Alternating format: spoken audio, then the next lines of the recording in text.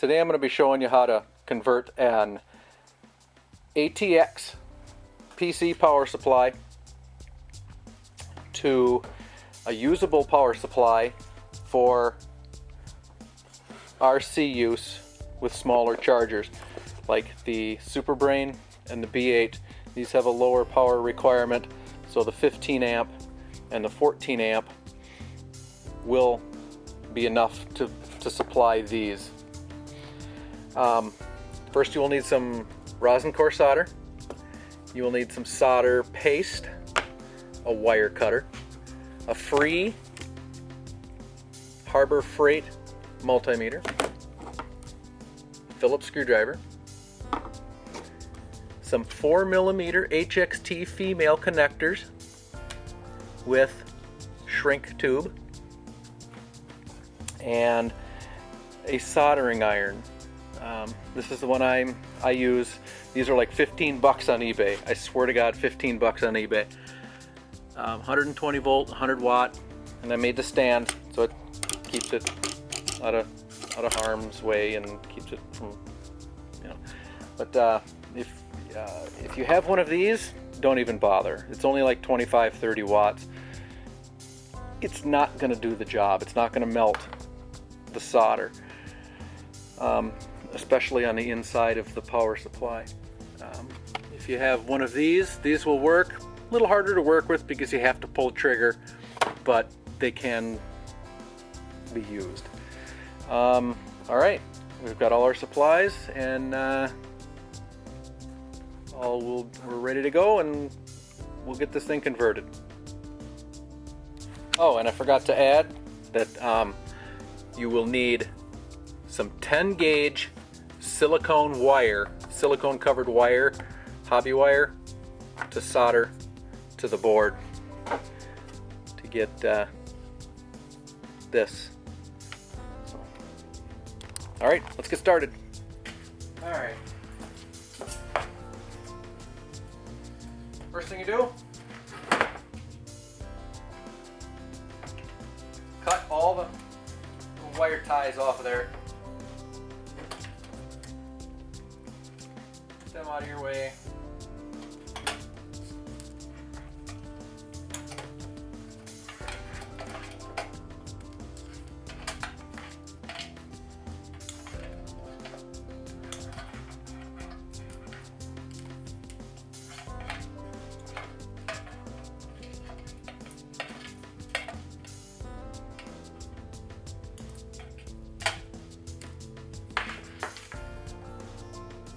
I don't suppose I had to do that. But there's only two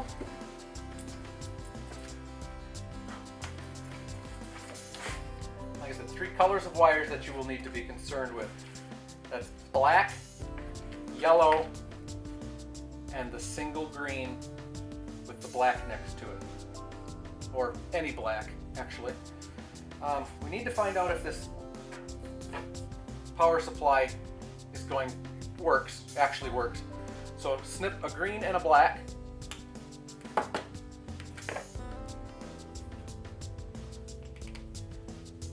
Strip the ends.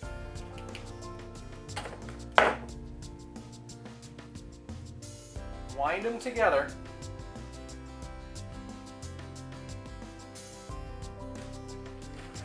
Now when you plug in the power supply, it will start up. This is the signal wire, the wake-up wire. When it's connected to the PC and you turn it on, this tells the power supply to turn on. So what you're effectively doing is you're telling the power supply to turn on when you connect those two wires. And it is running. It's very quiet. Take your multimeter and make sure we'll do a yellow. Yellow is positive. Black is negative. And we are at 11.71 volts.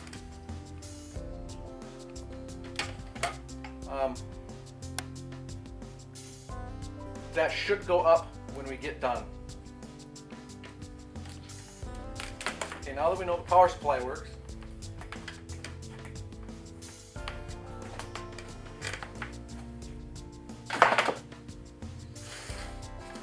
you've got your zip ties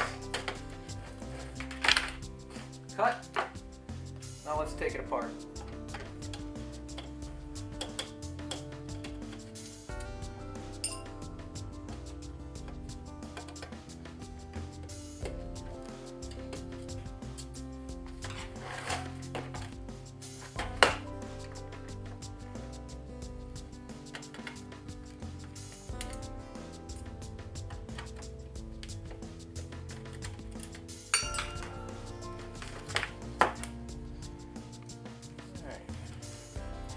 Taken apart.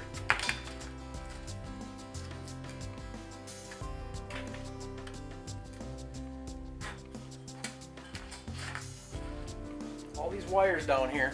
Let me get you off the tripod for a second.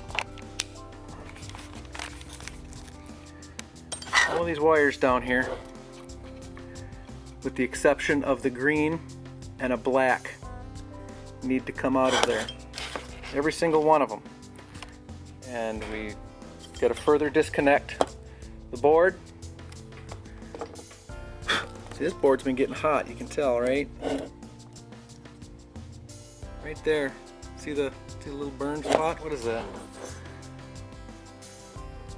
That's a relay. Right there's a relay that must be getting hot for some reason.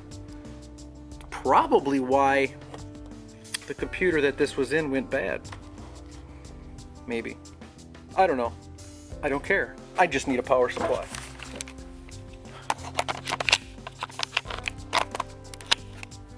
Alright, so taking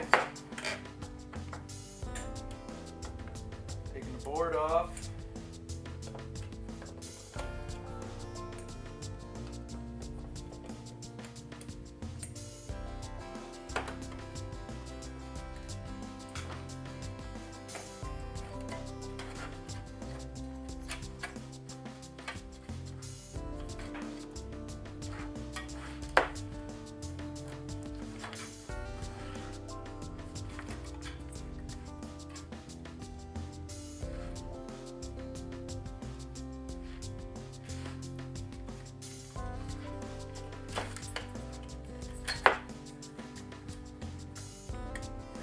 Had to unplug the fan.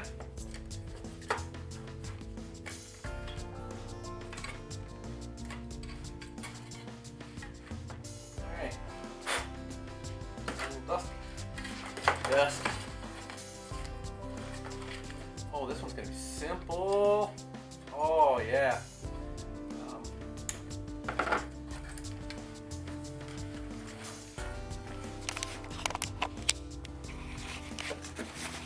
Okay, these are all the wires we have to desolder. If you look, all the yellows are on one part of the circuit board. Quit shaking, stupid. All the yellows are on one side of the, so here's a yellow. And all these are yellows.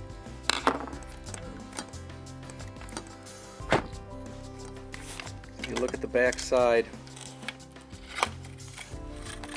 and then match up where the yellows go. See that? There's a yellow there. There's a yellow. And the blacks are all on one. So it's all common to each other. When they start getting into the other colors, it's different voltages and things, and really, what do you need that for? You don't. If you're going to power a 12 volt powered RC charger, LiPo charger, don't need too much. So what we're going to do is we're going to desolder all of these except for one yellow and one black and the green.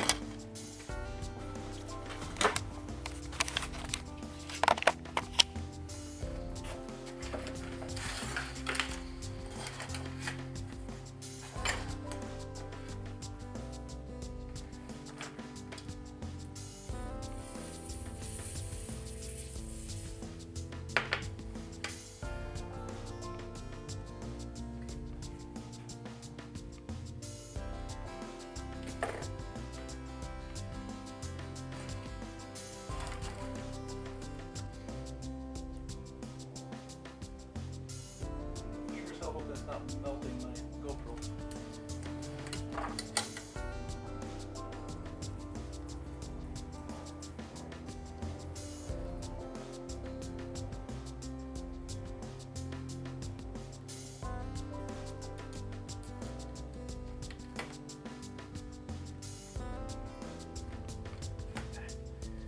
So much easier if I had someone holding it or something to hold it.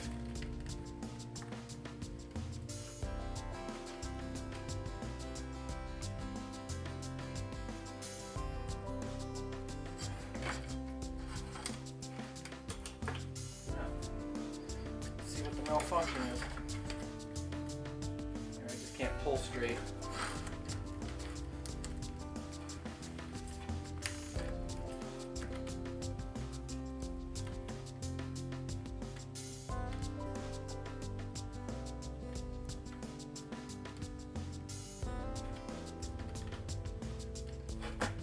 There we go. There's the orange.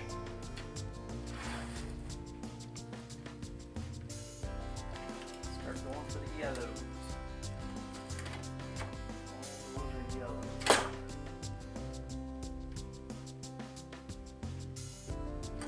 Big one out front first.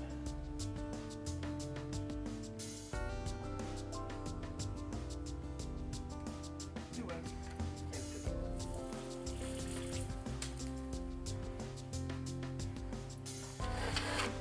All right, now before we get too much further, let's solder a red one onto where the yellow one was.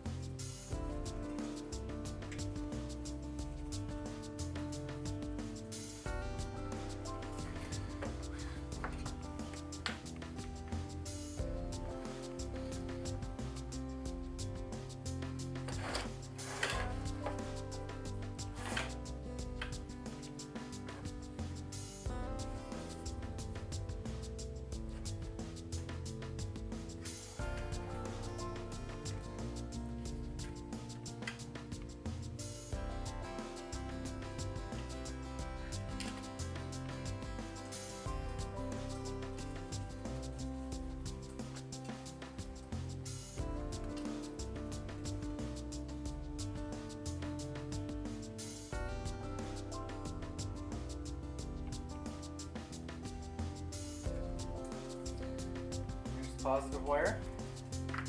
Now to desolder all the negatives. Now let's tin the black wire.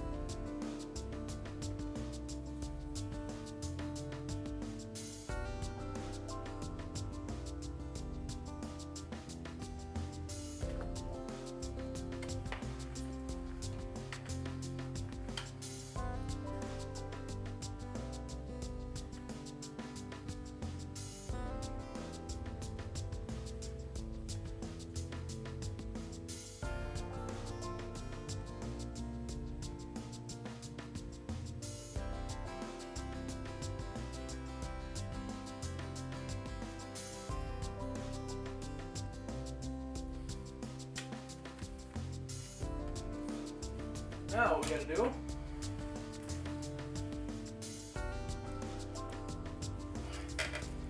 is take one single black wire,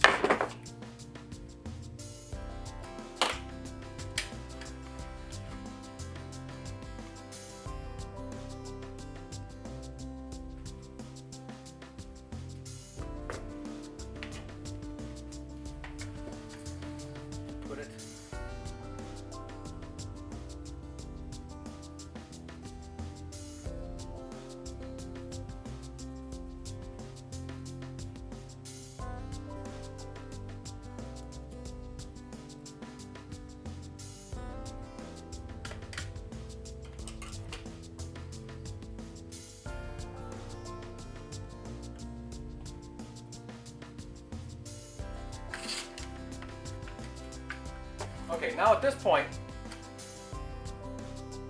we can put a switch in. Here's a couple of examples of switches that one might put in there. I've gotten these out of other electronic things. But, you can take your time, put the Dremel, cut a Dremel hole in it, and put the switch like on the back side near where the power comes in. Or you can get one of these. It's a little old school, but hey, they work. I'm not going to do that. Not on this one. What I'm going to do, I'm going to leave the wires long for future use. Maybe somebody wants to put a switch in there. Strip them.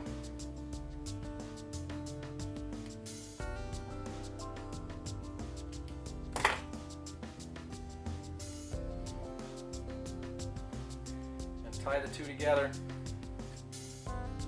with a wire nut. And that's good. Don't forget to plug in your fan.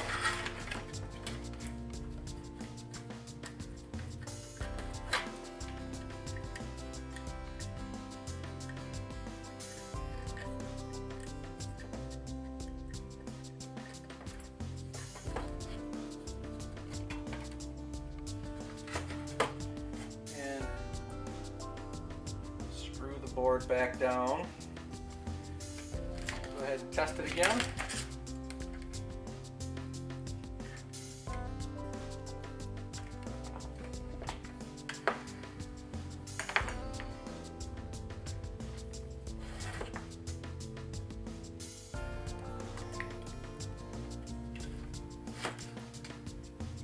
Fan's running, and we are at 11.71 volts.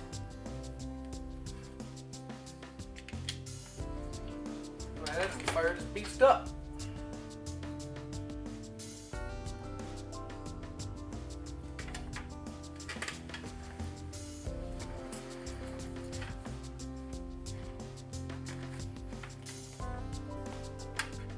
And there you have it.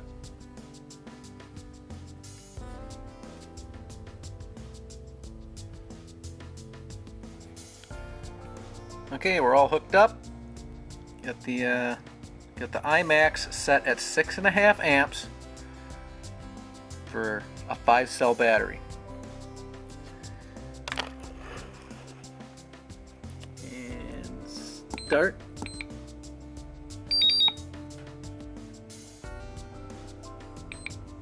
Start.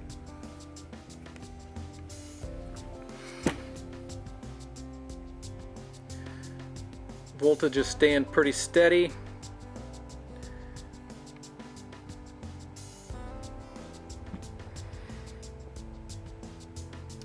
The charger says it's putting in 2.93 volts or 3 amps.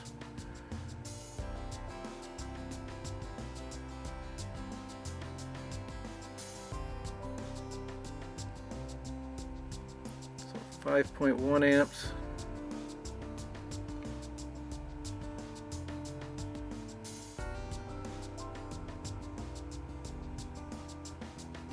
Okay, 6.5 amps, and it's drawing 13 amps out of the power supply, which is right about where you want to be. I wouldn't want to push the charger up that extra half amp because it might shut her down.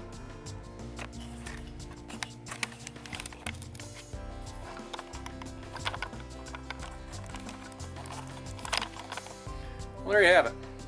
Power supply works pretty good. I wouldn't take it up more than say 6 amps on charging anything. 6 amps on a 2-cell, 6 amps on a 1-cell. I mean, depending on your C rate of your battery and what your battery says you can charge at, but I wouldn't take any charger up over 6 amps for the ATX 15 amp charger, because it might overtax it and blow it out.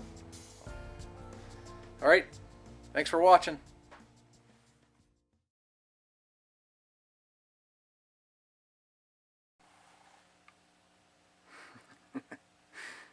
I gotta show you this.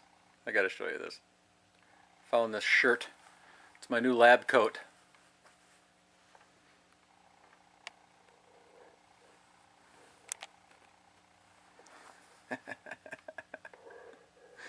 This is my new lab coat. Nice, huh? Nice. Oh, crap. Just gonna make a quick video of the camera setup for the soldering iron, in case anybody was wondering how I did that. It's like first person soldering. Well, this should be good. Or if I add this at the end of the video, it was good.